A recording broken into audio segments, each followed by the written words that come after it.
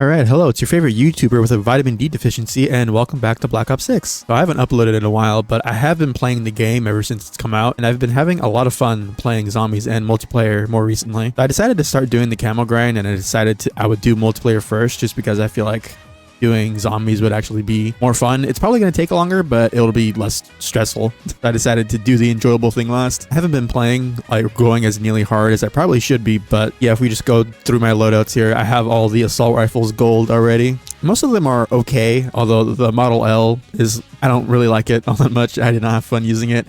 And definitely the Goblin MK2. This gun is horrendous. Although maybe that's not the gun's fault specifically, but more so the challenges to unlock the camos is more so the issue, but I'll get into that in a second. And yeah, I started doing the SMGs, and I already did the first one, the C9. Here you can see I got a gold here, and thankfully there's less of these to go through. There's like 2 or 1 less than the assault rifles, but yeah, they're all fully automatic, so it should be much easier than some of the assault rifles. I don't think any of them shoot too slowly. But yeah, if you don't know, the camo challenges this year for the like base camos, it's all just headshot challenges, and I think you need 100 headshots to go through the entire thing before you get to the special camos, and then you have the mastery ones after that. But yeah, I'm not sure if I like the whole only get headshots for camos. It's super classic and super simplified almost to an absurd degree, but I'm not sure if it's faster or more time consuming than like older challenges from like MW2 or MW3 where they were, you know, specific. I think it would definitely be more annoying if you had to level up weapons. That's like the only like saving grace, is especially in hardcore, it's kind of annoying trying to go for headshots because not everybody's doing that. So you have to take the extra half second to aim at their head while other people are just running around hitting any part of you and you die instantly. So it's not that big of a deal. I'm pretty sure it's either slightly faster or the same as other years, but yeah, overall I've been having a really fun time with this game. And yeah, the 4 years of dev time, it's definitely made apparent at just the overall quality of all the different game modes in this, you know, with the campaign, zombies, and multiplayer. Although I feel like multiplayer definitely has more issues than the other content in this game. You know, there's a whole bunch of balance concerns people are having with things like the recon specialty, which I'm currently using because it's too good not to use.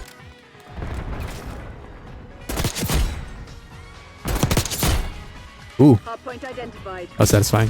It is really satisfying getting headshots, but it's so stressful as well. I feel like the only way they could have made it even more easy and streamlined is if instead of headshots, it was just straight up kills. Maybe they could have doubled the amount. You know, instead of 100 headshots, it would be 200 kills to get through the base military camos. But yeah, the campaign is really good. If you haven't played it and you own the game, I would highly advise playing it. It does unfortunately suffer from the whole, you know, modern Call of Duty campaign thing where, you know, after you beat the campaign, they continue telling the story through like seasonal story updates and whatnot with like Warzone and everything.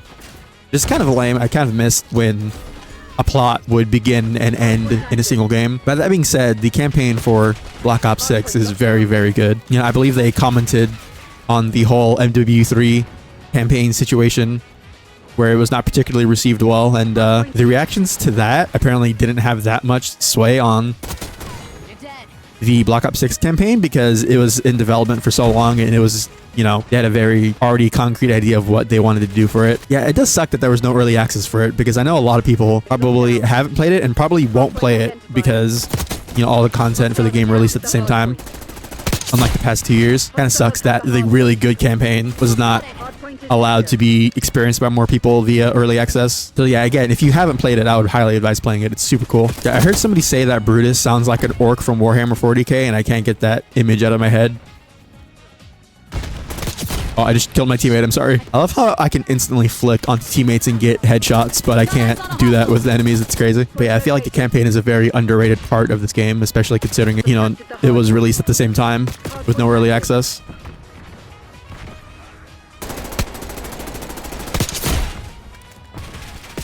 God, the maps in this game are made out of paper. It's insane. Like, it's cool because I feel like in the older games, wall penning was not as big of a thing, but like I feel like in the more recent games they've kind of taken it to an absurd degree, but whatever, it's fine. But yeah, another really underrated part of the game is, you know, if you're a fan of zombies, this is probably something you're super familiar with, but the Easter egg music on the new maps in this game both songs are very, very good. They're both, I believe it's Can You Hear Me, Come In, or Terminus, and Destroy Something Beautiful on Liberty Falls. And god damn it, I thought that was a enemy. But yeah, both songs made by completely new artists to the whole, Call of Duty Zombies Easter egg song thing, and they're both bangers. Luckily I'm on PC, so I can just play whatever music I want in the background in just another tab, but yeah, I definitely recommend at least once, activating the songs on each map and just slaying out in zombies. Those songs are so good. Hardpoint is secure. Requesting CUAV. Why does he sound like that? I was watching an interview from somebody. I can't remember the name for the life of me. I'll put it up on the screen. But they were interviewing Elena Siegman, I think is her name. The classic zombies music lady. 115, Abracadabra, Beauty of Annihilation, all that. And there's this interesting part where they were talking about. He basically asked if she was gonna appear in Black Ops 6. Making music for it, and she didn't confirm or deny it, obviously, but she brought up this interesting point that she's aware that people really like her music in the games and whatnot, but to also give other artists a chance to do cool stuff. And I grew up playing zombies. I started with Black Ops 1 and played most of the Treyarch games, and I really enjoy her music a lot. It was very influential on just my music taste in general, and I would obviously love it if she had music in this game as well. But I do agree with the sentiment of allowing artists, whether they're just new in general or new to music for these games or whatnot, as long as the music is good and it fits with the whole vibe of the game mode, with zombies being like heavy metal and rock and whatever, then yeah, I'm super down for different people to come in and make music. I'm not going to sit here and pretend I'm a fan of every single map's Easter egg song from the older games or anything like that either. How did I get a headshot there? That was amazing. That was the most action hero shit that I've ever done in this video game. Won't lie, trying to talk and do this at the same time is proving difficult.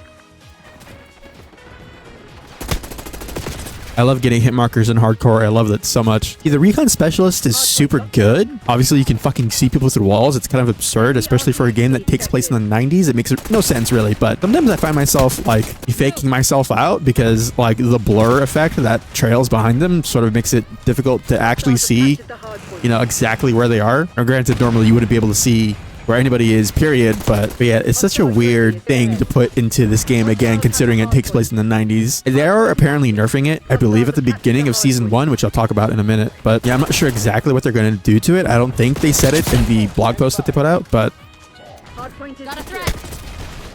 I love getting hit markers in hardcore. But to be perfectly honest, the other specialist, perk bonuses that you get, or green and red, are so underwhelming that I feel like they either have to buff them to match recons, or they have to nerf recons so much to the point that it's not great like the other ones. But at the same time, I'm not even sure how you would nerf real-time wall hacks. I guess you could make it like a snapshot of where they were at a specific moment, but then I would just change it all together, honestly. Although I don't feel like they have any intention of doing that. Also, what's up with not being able to kill people as the match is ending? It's very upsetting to me. But yeah, speaking of Season 1, the thing that I'm most excited for, I believe it comes out in about a week, I think is what they said. And yeah, the thing I'm most excited for, and I feel like a lot of people, is the new Zombies map.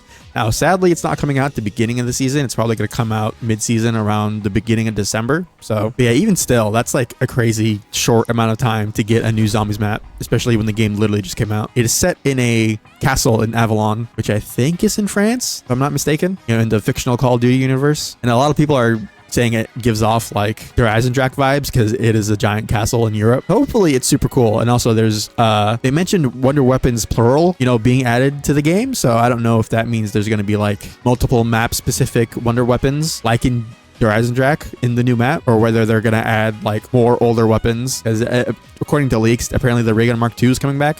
Would be super cool, but I'm not sure what that specifically means. We'll see, I guess, when the map comes up. And yeah, they're adding new augments, a new perk, ammo mod, things like that, throughout the rest of it. I don't know why, but the Face Off Mosh Pit playlist really likes Warhead for some reason. Like, I notice whenever I vote random, if I don't get Stakeout or whatever, if you vote random, you're like almost guaranteed to get Warhead instead of Stakeout. God, if the camo challenges were just kills, I would not have to care as much about aiming. It's so annoying that I have to care.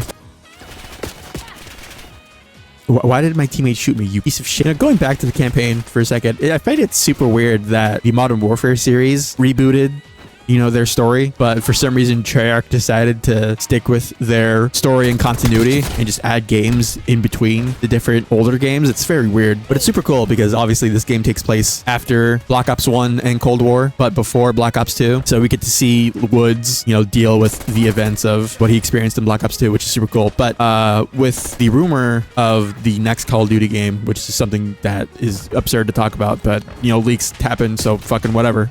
With the 2025 game set to be a sequel to Black Ops 2, you know, it's going to be another Black Ops game, like how they did MW2 and MW3 right after each other. It'll apparently be a sequel to Black Ops 2, so I'll be interested to see if, you know, David Mason and all that story stuff, you know, how that all pans out, and if what they canonize, because yeah, Black Ops 2 was one of those games where you could pick certain outcomes that would change the direction of the story. I believe they already did confirm that the timeline where Woods kills Mason in Panama is canon. Now, that might just be bullshitting us, especially with all the truth lies marketing, but we'll just have to wait and see. But yeah, I'm assuming like MW3, the 2025 game, if it is a sequel to this and another Black Ops game, it'll have, you know, all the carry forward shit, because yeah, if I'm not mistaken, this game launched with not a huge amount of guns. I don't remember how much MW2 had when it came out. That was like my most recent comparison point to a brand new Call of Duty that's not a DLC.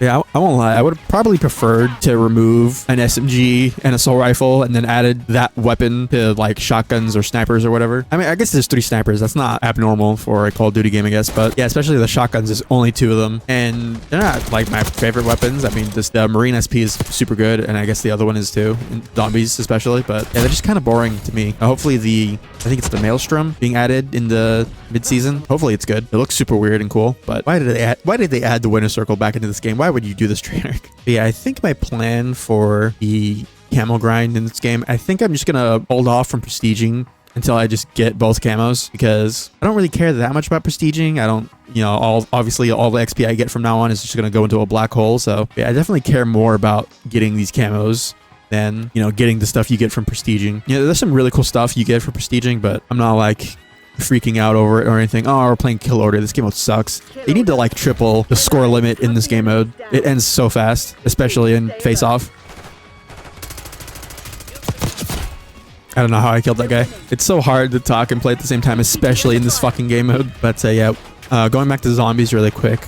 Obviously, by the, you know, the game has been out for 2 weeks. The main Easter eggs for both maps have been solved, and you know, people have been picking apart all the lore and shit, which is super interesting. And yeah, with the reveal that the Sentinel artifact from Black Ops 4, the Chaos story, is making a return and is relevant to the story in this game is very weird and surprising, but also super cool. I'm very excited to see where that goes and why Richtofen wants it. You know, that was the ending in the Terminus main quest. And for Liberty Falls, I don't know if anything in that is going to be relevant to the story, because it's super short, and also you don't play as explicit characters in that. You can play as anybody, and the story is exactly the same. Yeah, I don't know if the doctor you free and, you know, you swap places with is going to be relevant to the story at all whatsoever, because that's sort of the only real thing that happens there. You know, there's no like major lore drops about Richtofen or whatever. Yeah, I feel like the most lore significant thing that happens in that map is the beginning cutscene that I don't even think you can rewatch.